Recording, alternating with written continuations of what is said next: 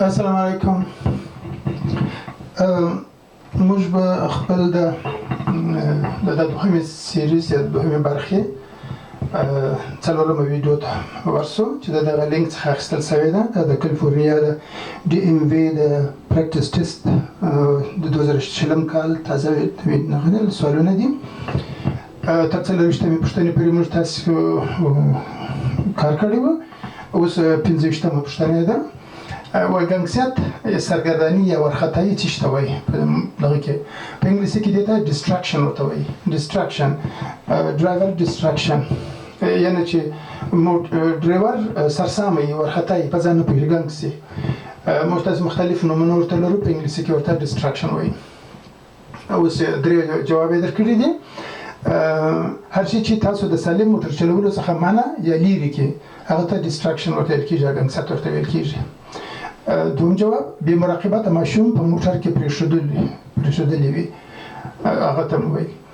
دریم جواب د موټر امنیتي کمربند مو تړلی نه وي. نو ډیسټراکشن په معمول کې څه شی دی؟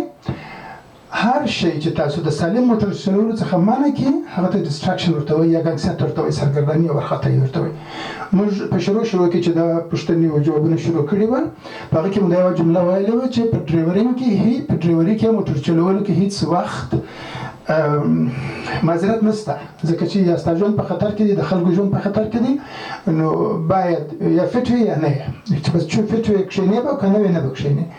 هر څه چې تاسو لیرې کې هغه دی. دوهم شپږویشتمه پوښتنه د لاندې جملو څخه کومه یوه یې د ډرایور د سرګردانۍ نوعه ده؟ د لاندې جملو څخه کومه یوه؟ نو اوله جمله لیدنه، یعنې سترګې پر لارې باندې نه وي، دا سرګرداني ده. دوهم درک حواس، د سړک څخه لیرې. دریم جواب لاس وهل، لاسونه پرشترینګ. نو په دې کې کوم یو وایي د ډرایور د سرګردانۍ نوعه ده؟ نو درک حواس چې پر سړک باندې نه وي دا دې ته سرګرداني ورته وایي. سرګرداني معمولا یا ډیسټراکشن دې ته وایي چې فکر دی حواس دې پر لارې نه وي. اوویشتمه پوښتنه تخمینا دغه برخه د ټکرونو د موټروان د سرګردانۍ له سببه کېږي. 0.15 0.3 0.8. نو دوی وایي چې معمولا 0.8 برخه د ټکرونو د موټروان د سرګردانۍ د لاسه څخه جوړیږي، د ډیسټراکشن څخه کېږي. اتهویشتمه پوښتنه وایي تخمینا دغه برخه د نږدې ټکرونو کې د ډرایور سرګردانۍ دخیله ده، یا هغه عمومي ټکرونه دا په نږدې ټکرونو کې په دې کې بیا 0.8 0.15 او 0.3 چې 0.15 په مستقیما په نږدې ټکرونو کې سرګردانۍ دخیله ده. نویشتمه پوښتنه کوم عملونه وکړي د ډرایور د سرګردانۍ او موټر د ټکر سبب کېدای شي؟ دا مهمه مسله ده چې کوم عوامل دي چې زیات د ټکرونو سبب کېږي. نو چې د سرګردانۍ یا ډیسټراکشن ورته پیدا کوي. درې جواب یې درکړي دي. د موټر څخه د بهر د کوم شي حادثې ننداره کول، د کومې لاسي دستګاه یا ډیوایس استعمالول، پورتني دواړه تاسو پکې کې خوښ کړئ. نو مهم شی چې دی هغه د موټر څخه چې بهر سړی ګوري د شیان فکر کوي په یو شي کې چورت وي یا فکر کوي یو شی ګوري او ننداره کوي یا تعمیرونه ګوري یا بل ټکر سوی یا خلک ګوري یا بل شي پسې ګوري، نو سترګې د سړک څخه واوړي فکر یې واوړي فکر یې بلې خواته ولاړ شي. فکر چې بلې خواته ولاړی زیات امکان د ټکر شته چې ټکر صورت ونیسي. نو دا لومړی جواب یې سم دی. دېرشمه پوښتنه د موټر چلولو په وخت کې تل په یاد وساتئ چې د څو شیان خبرې به په یاد وساتئ. کوم کار باید وکړئ؟ وجود سولاست خوراک وکړئ.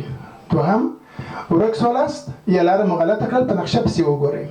دریم جواب خپل فکر او توجه پر موټروانۍ وساتئ. سترګې پر سړک، لاسونه پر شټرینګ وساتئ. یعنی فکر او توجه مو هم باید پر موټروانۍ وي، سترګې هم پر سړک وي او لاسونه هم پر شټرینګ وي. دغه صحیح مسله ده. اصلا د موټر چلولو په وخت کې باید دغه درې کاره وکړئ چې سترګې مو باید پر سړک وي، لاسونه مو همیشه پر شټرینګ باندې وي او فکر مو سالم وي. په توجه باندې خپل موټروانۍ ته یا خپل موټر چلولو ته دوام ورته ورکړئ. یو دېرشمه پوښتنه په توده یا ګرمه هوا کې په موټر کې د ماشومانو او یا حیواناتو پرېښودل خطرناک او غیر قانوني دي.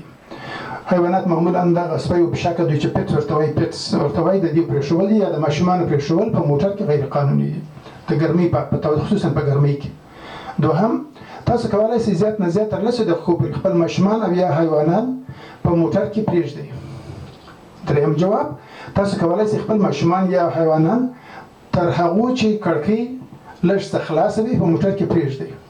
په هیڅ صورت د ګرمۍ په وختونو کې تاسو نه ماشومان پرېښودلی شئ په موټر کې او نه خپل پټس یا حیوانات پرېښودلی شئ.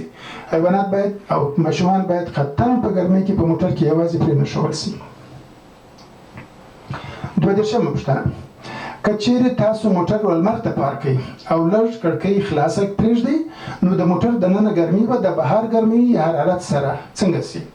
ډېر خلک نو داسې کوي چې موټر ودرېږي شیشه لږ څه کښته کوو نو په هغه صورت کې کېدای شي چې ماشوم چې پکښې کې پرېږدو یا حیوان پکښې کې پرېږدو هغه به پکښې کې پاتې ځکه چې وایي درجه به هوا پکښې کې چلیږي. نو وایي څنګه کېږي؟ درې جواب یې درکړي دي. هوا به برابر د موټر د دننه هوا او د باندې هوا به برابره پاتې شي.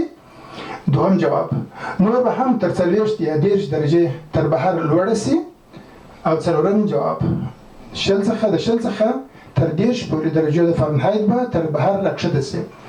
نو په واقعیت کې دا دی که تاسو د موټر شیشه کښته هم کړئ نو د 30 څخه تر 40 درجې د فارنهایت تر بهر به په موټر کې هوا ګرمه وي.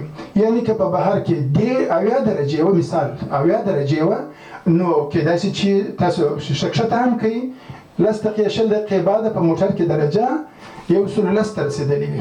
او که احیانا 80 یا 90 درجې و نو تاسو په فکر وکړئ چې 115 120 ته به رسېدلې چې په هغه صورت کې که تاسو ماشوم په کور کې پرېښولی په موټر کې پرېښولی یا کوم حیوان پرېښولی د هغه د مرګ خطره ده.